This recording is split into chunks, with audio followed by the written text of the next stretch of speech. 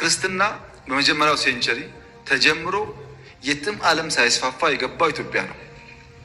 ያ ክርስትና ድህነትን ለመምታት ድሃን ወደ ብልጽግና ለማሸጋገር ቱል ሆኖ ማገልገል ነበረበት ነው። አላገለገለም።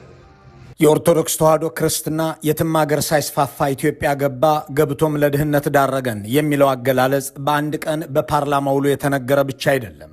የካድሬ ማሰልጠኛ ማንዋል የተዘጋጀለትም ነው። በፓርቲ መመስረቻ ሰነዱ ላይ ኦርቶዶክስና እስልምና ለብልጽግና የሆኑም ብሎ የደመደመው አገዛዝ ሳይሰስት የድርጅት ሰነዱን ይፋ በማድረግ ወደ ሥራ የገባው ከ6 ዓመታት በፊት ነው። ይህ አጀንዳ አያሌ ካድሬም ለማስፈጸም የተሰማራበት፣ የጦር ሰራዊት ተልኮ የዘመተበት፣ መከላከያም ገዳማ ፍርስ፣ ሚሊሻም ገዳማዊ ድፈርና ግደል ተብሎ የሄደበት ጉዳይ ነው። በመግቢያችን ላይ የሰማነው የጠቅላይ ሚኒስትሩ ንግግርም በድንገት የተነገረ የአፍ ወለምታ ሳይሆን የተጻፈና በሰነድ የተሰራጨ ነው።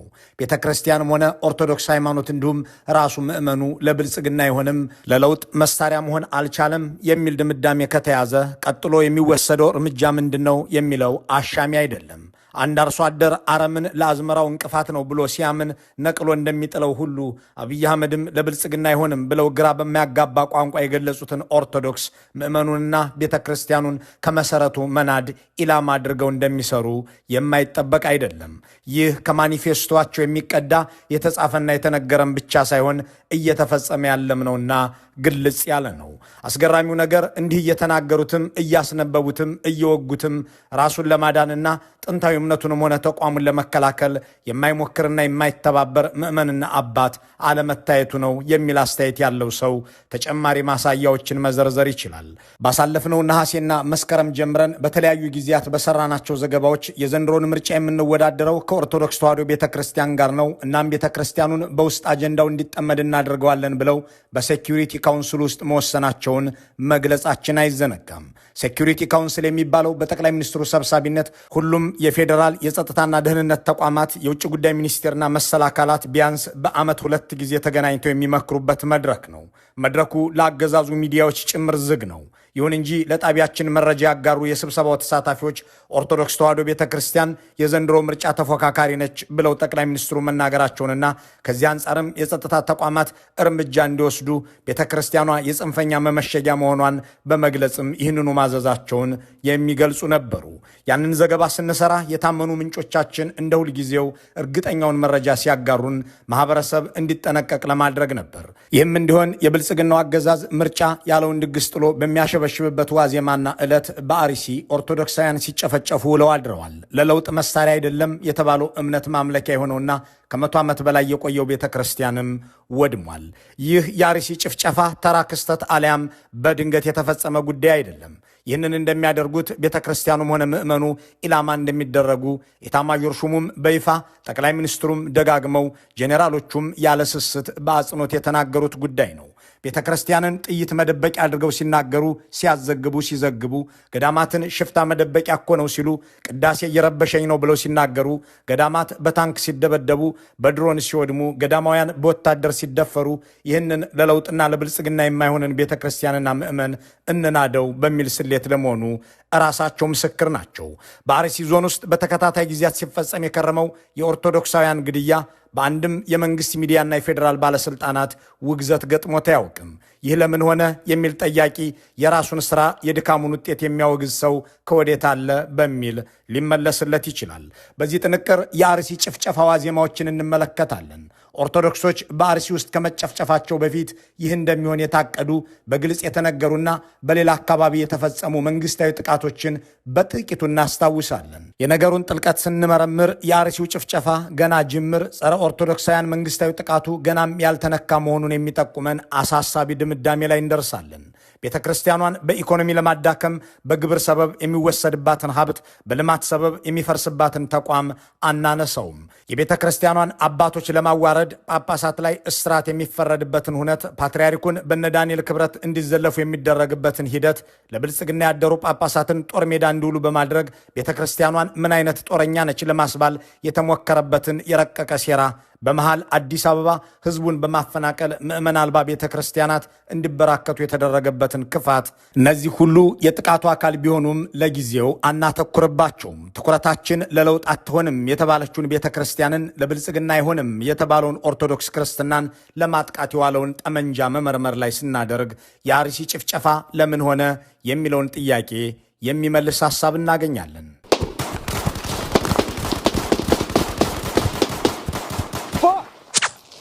ይህ የሩሲያ ዙ በሩሲያ ኦራል ላይ ሆኖ የሚተኮሰው አንድ የኦርቶዶክስ ተዋሕዶ ቤተ ክርስቲያንን ተደግፎ ነው። ተኩስ ከከፈተው የመከላከያ የቡድን መሳሪያን ከጫነው ተሽከርካሪ አጠገብ የሚታየው ቤተ ክርስቲያን ጸሎትና ምህላ የሚደረግበት እንጂ ምሽግ የሚሆን አልነበረም።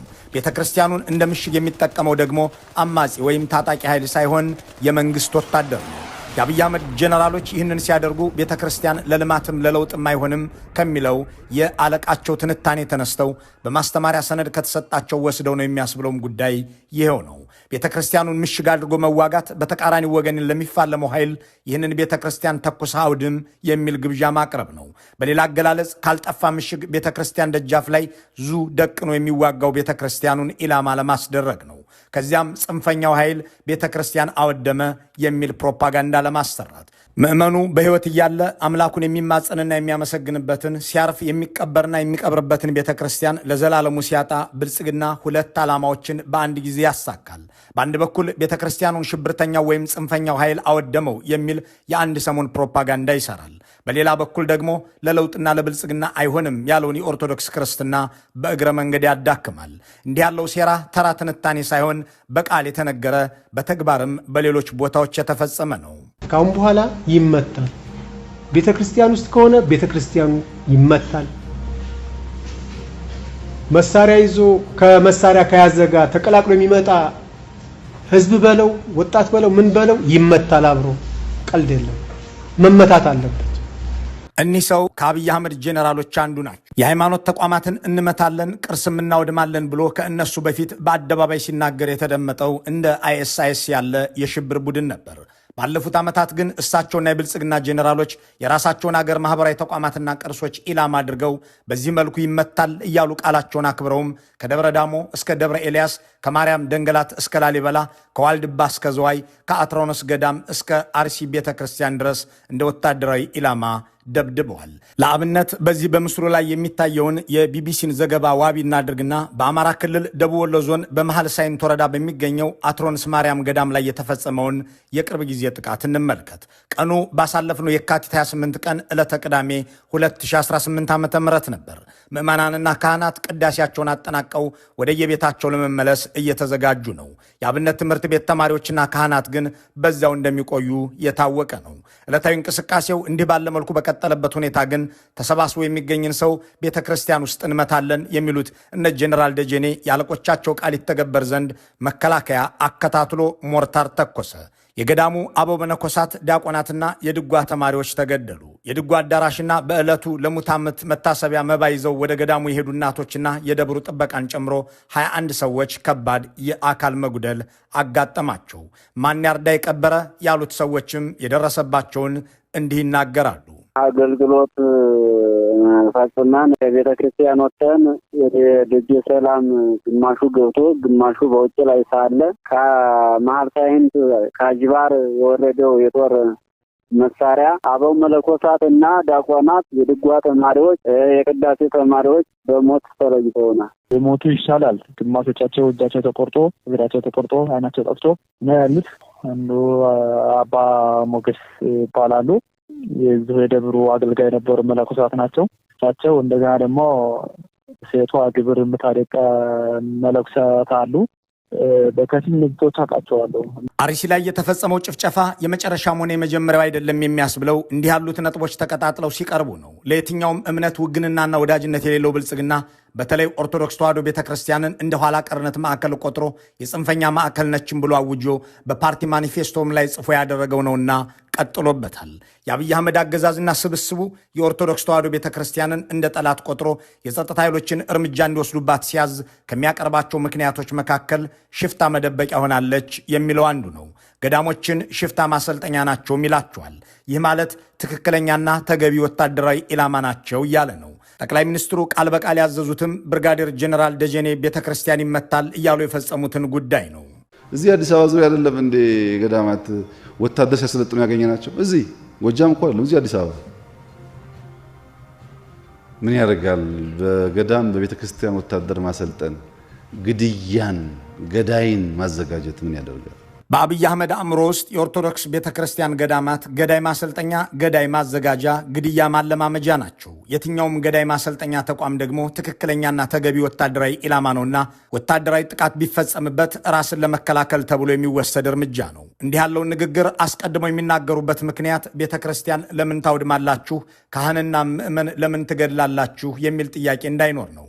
ለነሱ ለቅዳሴ የተሰባሰበ ህዝብ ሁሉ ጽንፈኛና ጁንታ ነውና መመታት ይኖርበታል። ለዚህ ማስረጃ የሆነን ዘንድ አገዛዙ ኮማንዶችን በማሰማራት በራያ አላማጣ ወረዳ ጥሙጋ ከተማ በሚገኘው የኪዳነ ምሕረት ቤተክርስቲያን ላይ ባሳለፍነው የካቲት መጨረሻ ያደረገውን መመልከት እንችላለን። ቤተክርስቲያኑ ከ40 ዓመት በላይ በመምህርነት ያገለገሉት አባ ገብረ መድኅን የተባሉ የሃይማኖት ሊቅ ነበሩት። እንደ ሁሌው የካቲት 26 2018 ሌሊት 10 ሰዓት ተነስተው የአብነት ተማሪዎቻቸውን እያስተማሩ ነበረ አባ ገብረ መድኅን። እኒህ አይነ ስውር አባትና ተማሪዎቹ ዕለታዊ ትምህርቱ በሌሊት የሚሰጠው የአቋቋም ቅኔ ትምህርት ነበርና በቤተ ክርስቲያን ቅጥር ግቢ ውስጥ የነበራቸው የመማር ማስተማር ሂደት ውስጥ እንዳሉ የአብይ አህመድ ኮማንዶዎች በድንገት ዘለው ገቡ። ወዲያውኑም በአይነ ስውሩ አባትና ተማሪዎቻቸው ላይ የተኩስ ሩምታ ከፈቱ። አባ ገብረ መድኅንና 4 የቆሎ ተማሪዎች ተረሸኑ። 5ቱ ደግሞ ክፉኛ ቆሰሉ። ከተገደሉት አባት ጎን የተረሸኑትና የቆሰሉት ታዳጊዎች ዕድሜያቸው ከ10 እስከ 15 ዓመት እንደሚሆን ተገልጿል። በርካታ ታዳጊዎችም የተኩስ ርምታው ሲከፈት ተበታትነው የደረሱበት አይታወቅም። የቆሰሉት አላማጣ ሆስፒታል ተወስደዋል ተብሏል።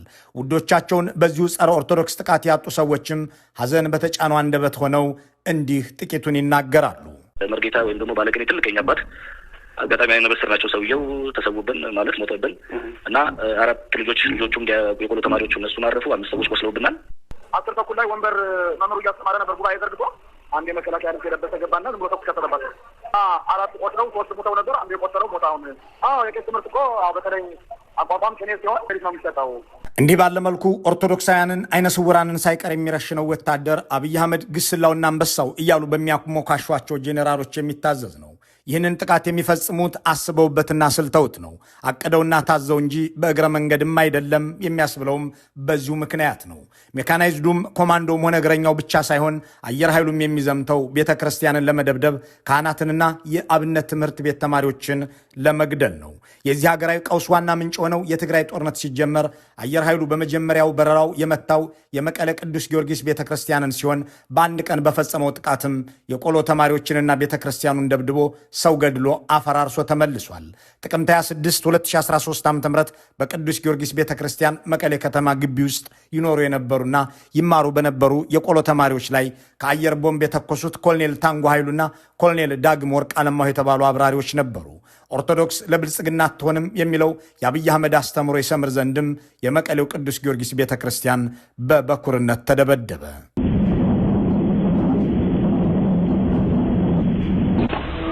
እምነቱ ዝእከበሉ ቦታ ምድብዳብ ማለት ብጣዕሚ ከቢድ ብጣዕሚ አረማዊነት ጭካኔ ህዝባዊ ደብዳብ ኣብ ቤተ እምነት ኣብ ትምህርት ቤት መንፈሳዊ ደብዳብ ከምዚ ዝበለ ተራእይ ይፈልጥን። በዚህ መልኩ በመቀሌ የጀመረው የኦርቶዶክስ ቤተ ክርስቲያንን ምዕመናንና ካህናትን የመግደል ዘመቻ በማርያም ደንገላት፣ በአክሱም ጽዮን፣ በደብረ ዳሞ ቀጥሎ ሚሊዮናት አለቁ። ገዳማት ወደሙ፣ አብያተ ክርስቲያናት ነደዱ። ይህ በምስሉ ላይ የሚታየው የሮይተርስ ዘገባ እንደሚለው የትግራይ ጦርነት በተጀመረ በመጀመሪያው 5 ወራት ብቻ በምስራቃዊ ትግራይ ዛላምበሳና አዲግራት አካባቢ ብቻ 1151 ቄሶች በአብይ አህመድና በተባባሪያቸው የሻቢያ ጦር ተገድለዋል። 1151 የሃይማኖት መሪዎች በጥቂት አካባቢ የተገደሉበት ሌላ የኢትዮጵያ እምነት ተቋም የለም። ይህ ሁሉ የተሰላና የተሳለ ጥቃት በታንክ ባራኪ የኦህዴድ ብልጽግና ጳጳሳት ጭምር የተባረከና የተቀደሰ ተደርጎ ሲሰበክ የነበረ ቢሆንም ቤተክርስቲያኗን ከየትኛውም ማዕዘን ላይ ቢያጠቃት ውጤታማ ስራ እንደሚያከናውን ለሚያውቀው የአብይ አህመድ እቅድ ግን እንደ ትልቅ ድል የሚቆጠር ነበር። ከዚያን ጊዜ አንስቶም ነገር ሁሉ እየቀለለው መጥቷል። ሚሊዮኖችን ሲገድል የተባበሩትን ጳጳሳት ናቀ። በአክሱም ጽዮን ምዕመናን ላይ ፍጅት ሲፈጽም በፍጹም አልተደረገም እያሉ የሚክዱለት እንደ አቡነ ጴጥሮስ ያሉ ሰዎችንም ሲያገኝ ከዚያ በኋላ የኋላ ቀርነት ማዕከል ለለውጥና ለብልጽግናም የማትሆን ባላት ቤተ ክርስቲያን ላይ ሁላ አቀፍ ጥቃት ለመፈጸም ቀለለው። በትግራይ ቄስና ምዕመን ሲገደል ቤተ ክርስቲያን ሲያወድም የሚውለው አገዛዝ በአዲስ አበባ ጠቅላይ ቤተ ክህነቱ ግቢ ውስጥ ጦር መሳሪያ በጁንታው ተደብቆ አገኘው ብሎ በማሰራጨት ተቋሟን ወታደራዊ ምሽግ አድርጎ እንዲያቀርባት እነ አቡነ ጴጥሮስ እየጎተቱ በመንበረ ፓትርያርክ ግቢ አስገቡት። በአዲስ አበባ 4 ኪሎ አካባቢ በሚገኘው ጠቅላይ ቤተ ክህነት ግቢ በንብረት ግምጃ ቤት ውስጥ የተቀመጠ የብሬንና ሽጉጥ ጥይቶችን በቁጥጥር ስር መዋሉን ፖሊስ አስታወቀ። የአዲስ አበባ ፖሊስ ለኢትዮጵያ ቴሌቪዥን በላከው መግለጫ እንዳስታወቀው 1363 የብሬንና 493 የሽጉጥ ጥይቶች ናቸው በቁጥጥር ስር የዋሉት። በዚህ መልኩ በቤተ ክህነት ጦር መሳሪያ ተገኘ ብሎ በመንግስት መገናኛ ብዙሃን የተዘገበለት ጉዳይ በኋላ ላይ የቤተ ክርስቲያኗ ሰዎች በሰጡት ማብራሪያ መሳሪያው በመንግስት የሚታወቅ አስቀድሞም የተመዘገበና ሕጋዊ መሆኑን አብራርተዋል። ይህንንም ያመነው ፖሊስ ንብረቱን ለቤተ ክርስቲያኗ እንዲመልስ በደብዳቤ መጠየቁ ተዘግቧል።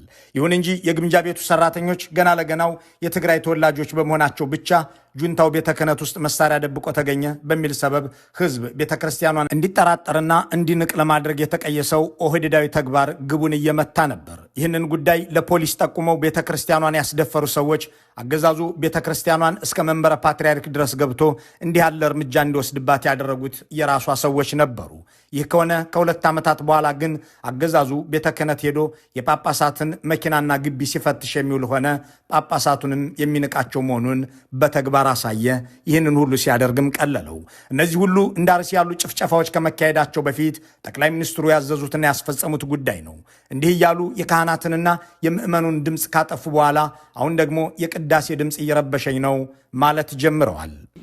አንደኛ ድምፅ አዲስ አበባ ውስጥ ተኝቶ ማደር አይችልም። በጣም በሚያሳዝን መንገድ ከምንም እምነት ሐሳብ ጋር ትስስር በሌለው በከፍተኛ ደረጃ መታወክ አለ። የአዛን ጥሪ የሚደረገው ኑና ስገዱ ለማለት ነው። ያ ሌላውን በሚረብሽ መንገድ ከሆነ የሚሆን አይመስለኝም። በየቤተ ክርስቲያኑ ያሉ ማስተማሮች ለጥቅም መሆን አለባቸው እንጂ በሽተኛ እንዳይተኛ ለመከልከል መሆን የለበትም። ቤተ ክርስቲያኗ የኋላ ቀርነት ማሳያ፣ ሃይማኖቱ ለብልጽግና የማይሆን ቅዳሴው ደግሞ እንቅልፍ የሚነሳ የሆነባቸው ጠቅላይ ሚኒስትሩ በጥንታዊቷ የኢትዮጵያ ኦርቶዶክስ ተዋሕዶ ቤተ ክርስቲያን ላይ ዮዲት ጉዲት ሆነው ቀጥለዋል። ይሁን እንጂ ጥቃቱን የፈጸመው ሸኔ ነው እንዲሉ የኦሮሚያ ኮሚኒኬሽን ኃላፊን አሰማርተዋል። እንዳም ሆኖ ቤተ ክርስቲያንን ዛላምበሳም፣ አማራ ሳይንትም፣ ማርያም ደንገላትም፣ ደብረ ኤልያስም፣ ወራቤም፣ አክሱምም፣ አዲስ አበባም፣ አዳማም፣ ሻሸመኔም፣ ጅጅጋም፣ ዋልድባም፣ ዘዋይ ገዳምም ሲጠቃና ሲወጋ የታየው በብልጽግና እንጂ በኦሮሞ ነጻነት ሰራዊት አይደለምና የአርሲውም ከዚህ አያልፍም ብሎ መደምደም ስህተት ይሆናልን ብሎ መጠየቅ ያስፈልጋል። የአርሲው ጭፍጨፋ በዘንድሮ ዓመት በአማካይ በየ2 ወሩ ሲካሄድ የቆየ ነው።